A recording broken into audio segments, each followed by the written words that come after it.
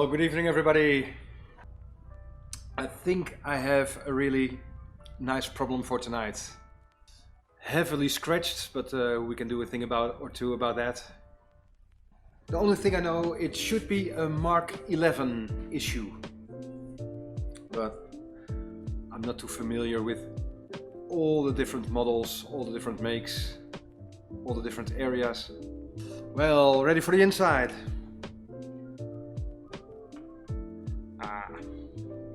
Even more suspense. It might be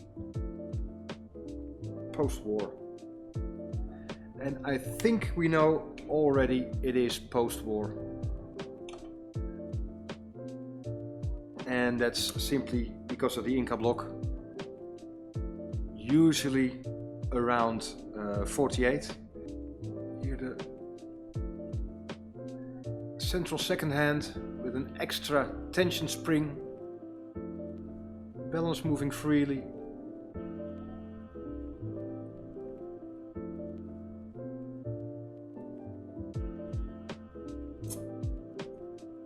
Well, there's a lot of spring tension, as you can see, and none was reaching the escape wheel, so I guess we'll see some problems in the gear train.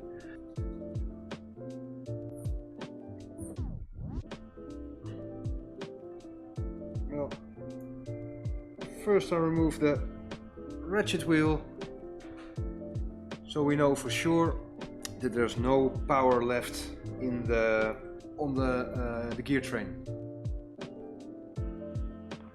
There we are.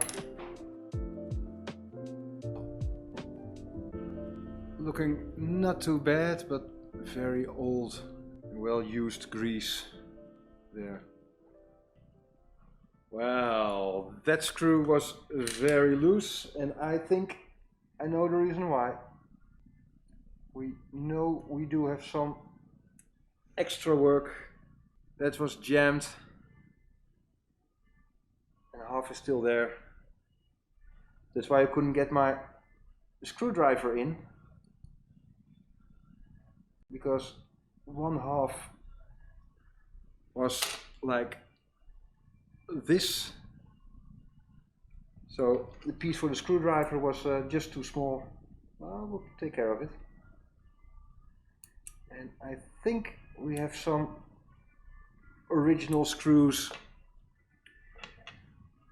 as a replacement.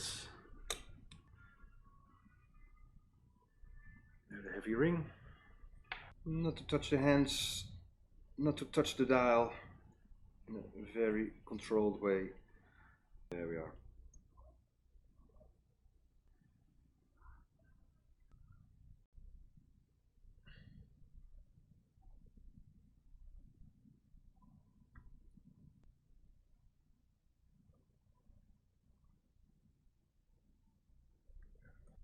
Might be maybe a chipped pellet stone. We'll have a look in a minute.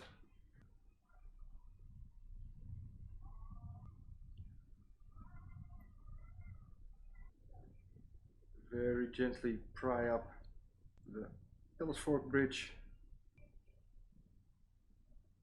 Jewel looks, look at that. There's oil on the jewel. Now that's interesting. Now that's a beauty.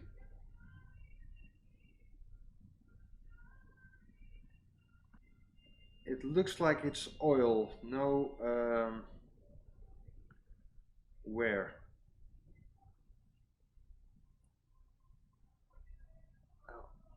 There is some play, but it doesn't feel excessively. There's the balance stop. That's the reason why the balance didn't move freely, because I removed the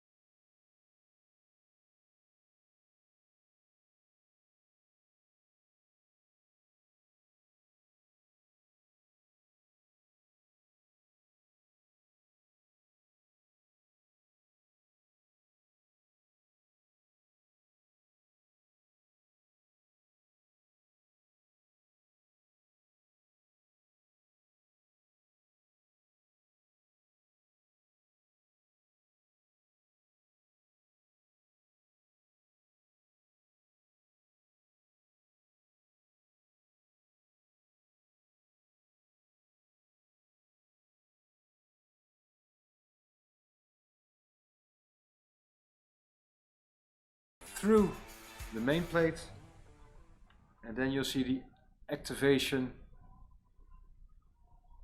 of the balance stop, the hacking function. Not that elegant, but it's a military watch, so the function goes over elegance, and it's still working. But that is why the balance wasn't moving that freely once the winding stem was removed.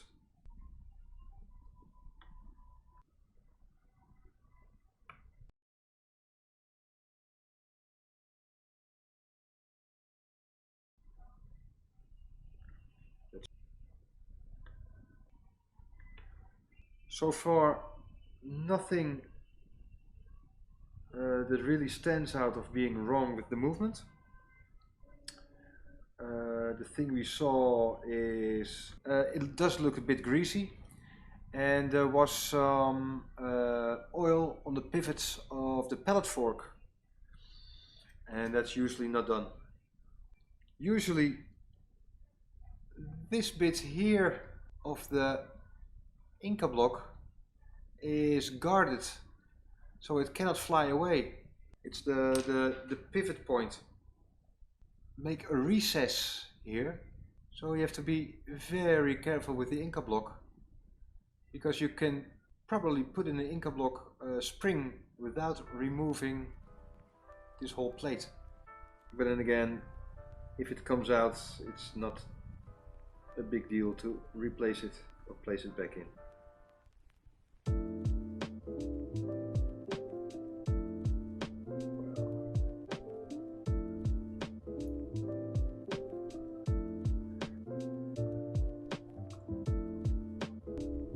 Oh, there we go.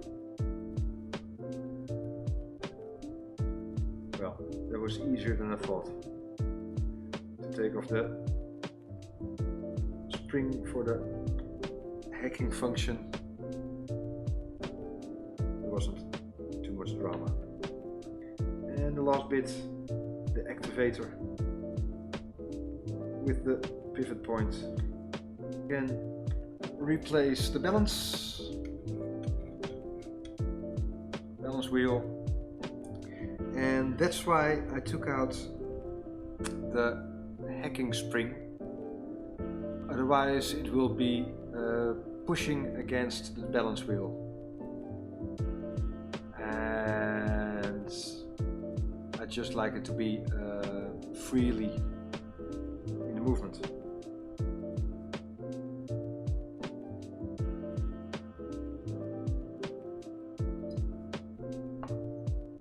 There we are. Well, remember, we have removed the Inca block from the dial side, so don't be alarmed if the balance wheel isn't moving freely.